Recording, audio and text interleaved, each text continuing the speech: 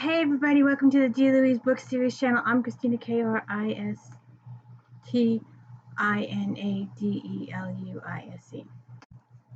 And today we are doing Carolyn Haines' Smarty Bones. And while we're at it, please take the time to like and subscribe to my channel. Please, I'm just a person who reads books and talks about books. There's no fancy gimmicks here. There's no fancy inserts. There's no pop-up screens anywhere.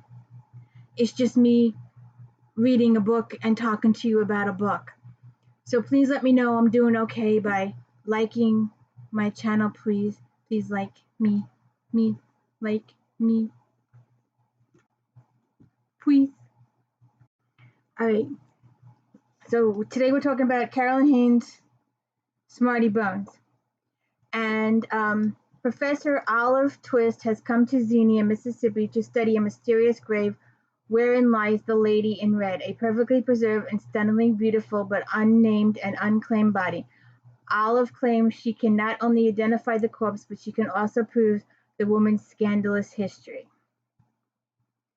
Okay, so we first start, and I would like to go into record right now, no one actually pays Sarah and Tina for their work. But because they get so personally involved and their personal stakes are at risk, they pursue this history. And as you know, I like genealogy. I love family tree research. I love historical stuff. I love history. So this book drew me in. And I will tell you that Sarah is the most frustrating person. She reminds me a little of Kinsey Malone in Sue Grafton, always going off without letting somebody know where they were going.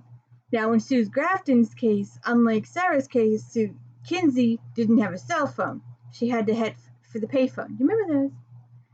Didn't your mother tell you never to leave home with at least 25 cents in your pocket so you could make a call on a payphone if you got in trouble?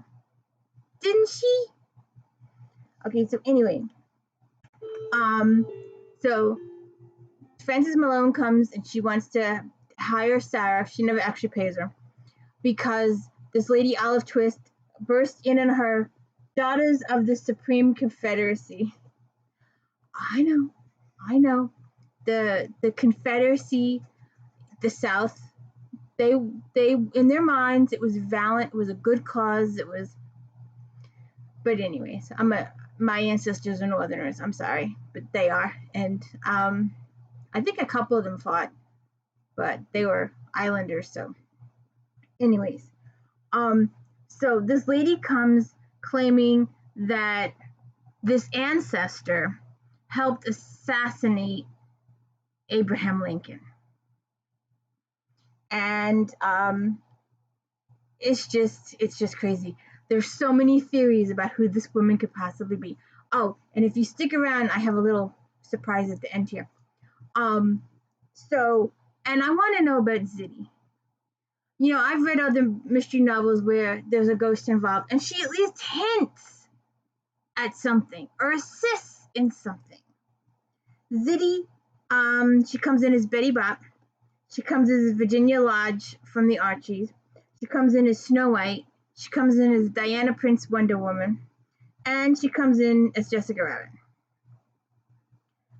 And she never really helps. She never even gives hints or anything.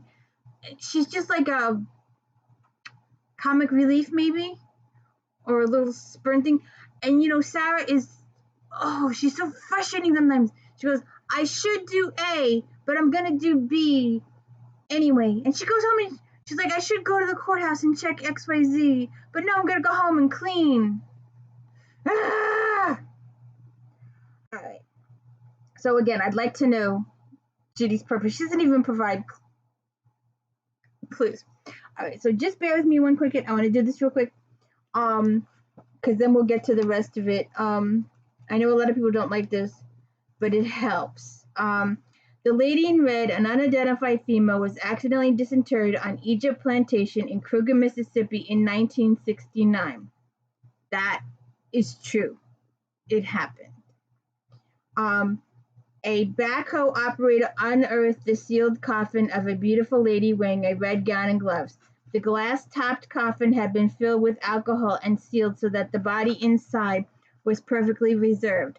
No one identified the body, no one claimed her. She was reburied at a local cemetery, and the plantation owner erected a monument inscribed Lady in Red, found on Egypt Plantation, 1835-1969. Her birth date was presumed based on her clothes and age.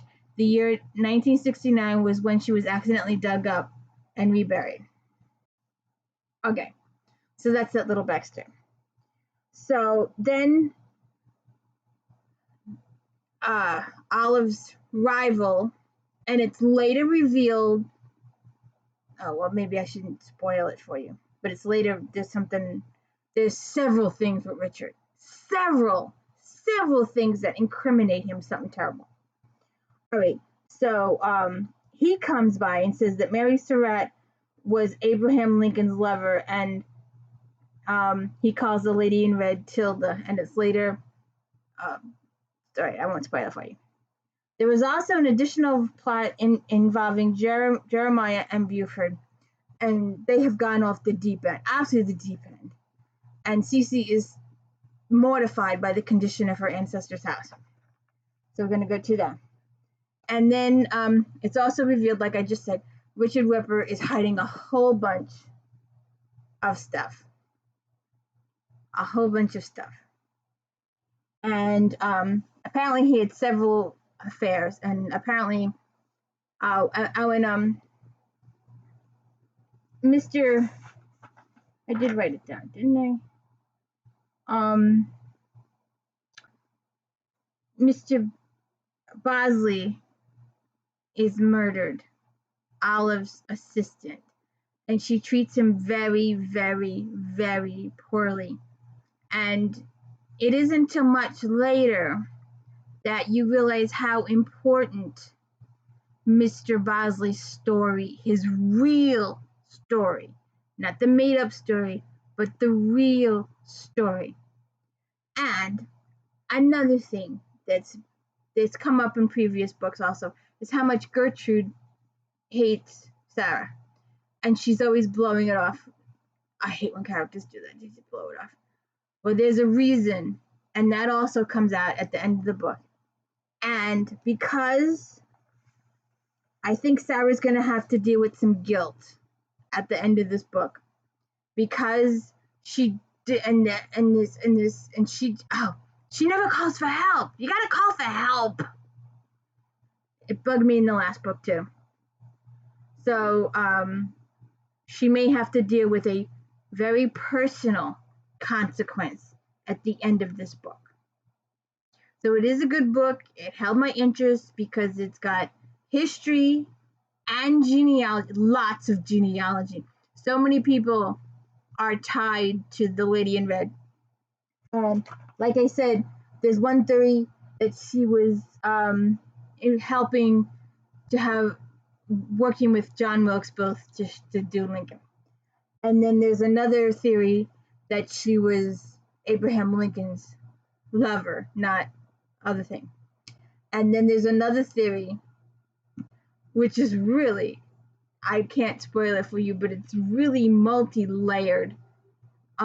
Towards the end of the book, like, this is what they think is the real story. You know, I know Miss Haines made it up and all, but it comes out and it's like, yeah, wow, it's really, really interesting that she wasn't any of those other things. She wasn't Lincoln's lover, and she wasn't working with Booth, but she was working with Abraham Lincoln and other very important peeps to do something that technically, however small, might have prevented the war. It was really, I really liked it. I really liked her theory.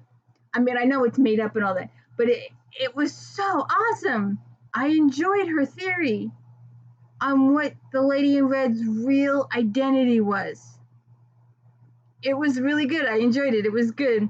it was really intriguing. She took this idea out of left field. She's like, what if she was working to stop the war? And what if?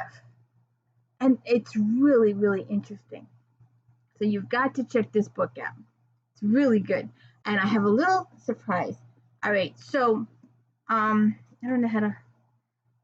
The lady in red was in a cast iron coffin, and this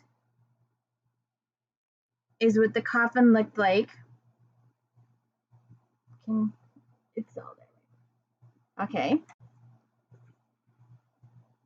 And that is her tombstone. Lady in red found on Egypt plantation. It's real. It's awesome. This is a good story. You can write it any which way you want, but it's a good story. And please like and subscribe to my channel, please.